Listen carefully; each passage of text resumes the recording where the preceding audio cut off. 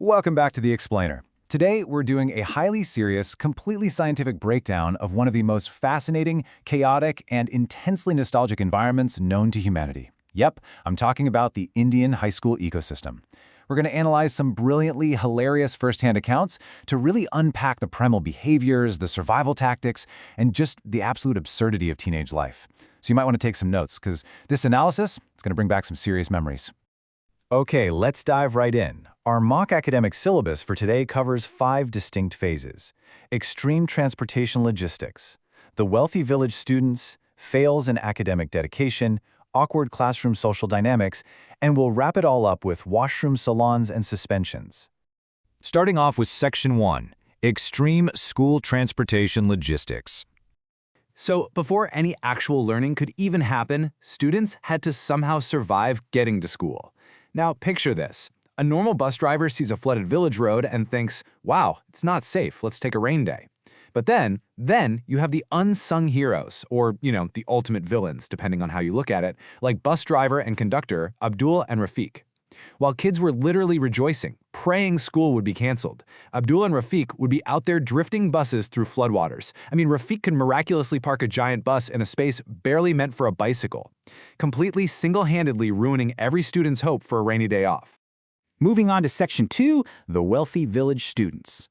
Now, a massive part of this ecosystem was made up of students commuting from the neighboring villages, and you could instantly identify them by their highly specialized, kind of chaotic inventory.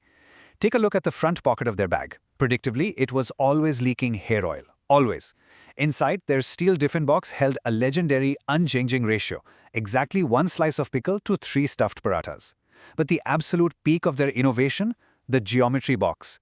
These guys completely ignored the actual educational purpose of a metal compass. Instead, they transformed it into a highly specialized hydraulic drill just to poke holes in plastic bottle caps so they could make makeshift water fountains. You gotta respect the engineering.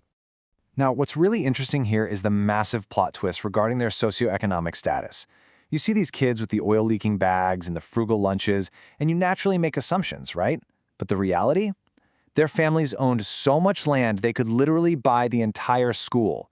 The catch is, they never had any actual liquid cash. Why? Because their dads and uncles were locked in these vicious, swear-filled property disputes, constantly screaming about who deserves the estate.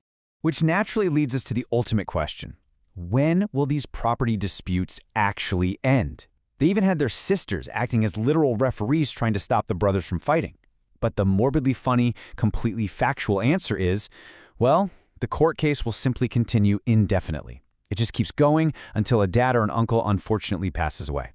Until then, it's right back to the courtrooms. Let's transition over to Section 3, Fails in Academic Dedication. What the teachers viewed as absolute academic fails were, in reality, highly calculated, aggressively frugal strategies. Behold this absolute masterpiece of cost-saving innovation, the 5-in-1 master notebook strategy. Instead of actually buying 5 separate notebooks, a student would partition a single 120-page notebook for 5 completely different subjects. They'd write in this microscopic font just to save space. And when teachers strictly demanded that notebooks had covers, oh, they brought them covered, all right, wrapped in literal newspaper, completely decked out with yesterday's tea stains right on the front. But, the illusion of studying was incredibly important to maintain. Think about a vacation trip to Nanny's house, visiting the grandmother. Students engaged in this concept called rolla, which essentially means showing off. They would literally borrow someone else's completed notebook just to pack it in their bags to look studious for the family. The actual reality of the trip? 1 full day was spent with the grandmother crying tears of joy, half a day with the mom consoling her, half a day with the auto driver laughing at all the family drama, and absolutely 0% was spent actually studying. And to top it all off, they almost always forgot the borrowed notebook at the grandmother's house. All right, rolling right into Section 4, Awkward Classroom Social Dynamics. So when they weren't pretending to study, the students were socializing hard. There was a very specific breed of student known as batokade. These were absolute chatterboxes who would sometimes literally run out of saliva from talking so much. This whole ecosystem was a total minefield of complex rumors, and the romance rumor mill, it was a highly sophisticated machine. Guys would hide their WhatsApp statuses from everyone except their crush, pretending it was a massive public broadcast.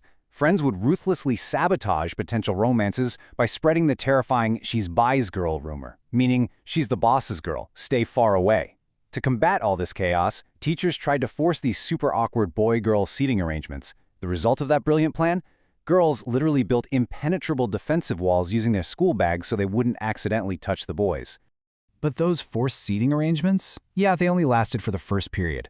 The frantic 30-second seat sprint was an essential daily ritual. The exact second the first period teachers stepped out the door, the countdown was on.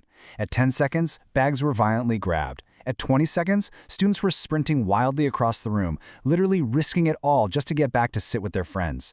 And by 30 seconds, the new teacher walked in, greeted by a classroom of completely out of breath, heavily panting students, trying their hardest to act perfectly normal. And that brings us to our final stop, Section 5, Washroom Salons and Suspensions. Listen, if the classroom was chaotic, the boys' washroom was the final, most absolutely lawless frontier of the school. It was definitely not used for its intended purpose. It was a high-end salon. There were literally longer lines for the mirror than for the urinals, all for this highly synchronized hair routine. Step 1, wet the hair thoroughly. Step 2, extract the legendary round pocket comb. Step 3, insert 2 fingers through the comb. Step 4, spike hair aggressively. All of this was happening while a massive crowd of boys just danced in the background to super loud music playing from a smuggled smartphone. And this brilliantly illustrates what happens when the rules of the ecosystem are broken. The second the teachers inevitably stormed the washroom and caught them red-handed, the students' brains would just completely short-circuit.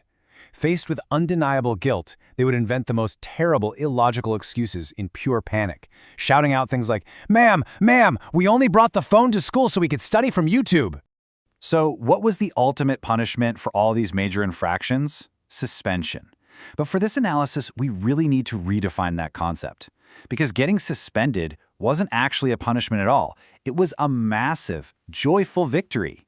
It was essentially an early, stress-free retirement lifestyle. You didn't have to write any fake leave applications, and you got to stay home all day, happily playing on a smartphone alongside the only other retired person in the house, your grandfather. As we wrap up this explainer, I want to leave you with a bit of a provocative thought.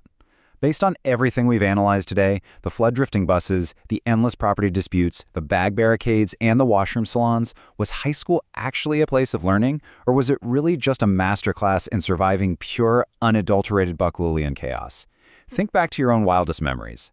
I really hope this brought a smile to your face. Keep learning, keep surviving the chaos, and we'll catch you next time.